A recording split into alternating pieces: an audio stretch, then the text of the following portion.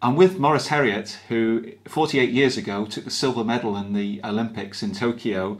He's lived on the Isle of Man since the early 70s, and yet I suspect that not many people realise that we have such a great athlete living on the Isle of Man. Maurice, 48 years ago, can you remember how you felt on the start line for your probably the biggest race of your career? I can indeed. In those times that they didn't have all the coaches around. There was just one particular coach, senior coach, Dennis Watts, and he looked after me when I was away abroad. And I was on the training area just warming up for the race, and I said, I can't do this final. I said, my legs hurt, I can't lift my body high enough to go over a hurdle. I bumped both my knees, and so he said, just relax and leave it, just jog. And that's what I did. And then... How did the race unfold? Did you take the race unfolded? Start? The race unfolded how I expected it to, really. It was just... it was all the internationals that were there, like, but Gaston Rollins knew exactly how he was going to run, and my main aim was to get as close as I could to him. You know, I didn't think... I worried about everybody in the race. I didn't pinpoint one or two.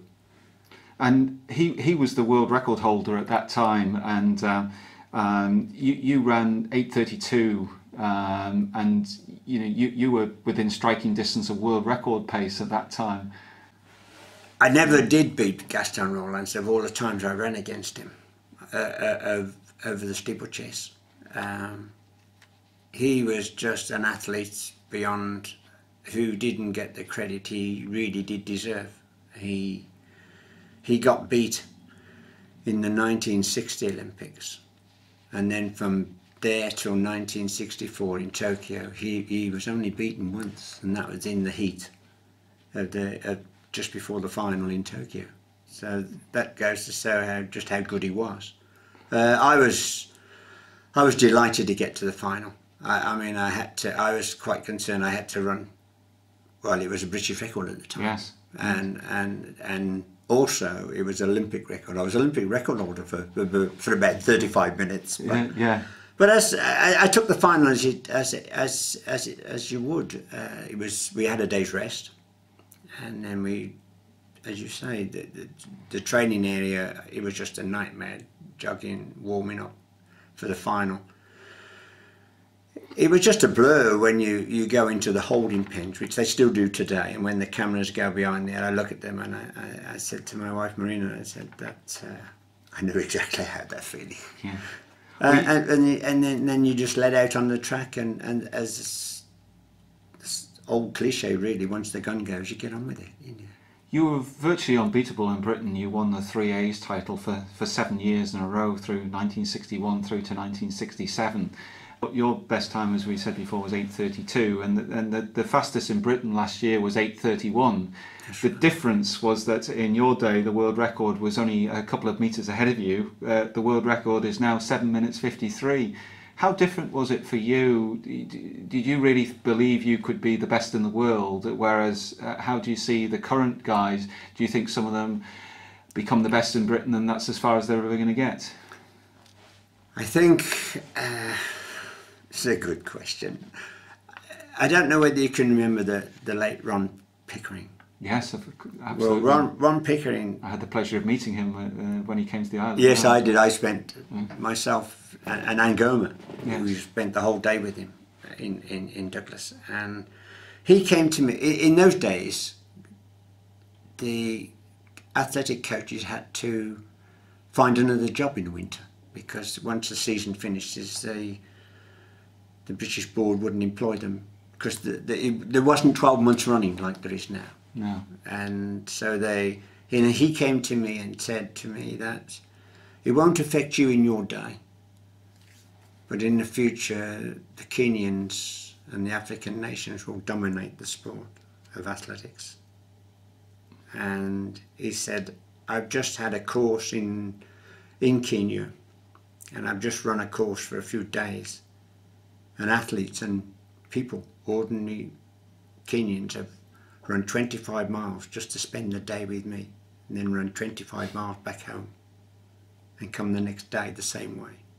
And that's just how keen they were on. They just wanted to get involved in something because they were asked to do something which was totally new to them, and they found out that they had the talent to do these things. But the whole environment was so different in your day, wasn't it? In my day, how I got involved in steeplechasing was, I was an ordinary club athlete before then, and how it all started was I went to the cinema with my friend, who still, he turned out to be a really close friend and helped a great deal during my athletic career. We went to the cinema together, came out, walked home, and I don't know whether you know, in the pavements like they used to have advertising boards for newspapers. My friend jumped over it, I went and hit it and ended up in hospital. And when my coach came to visit me, I said, I want to learn to hurdle.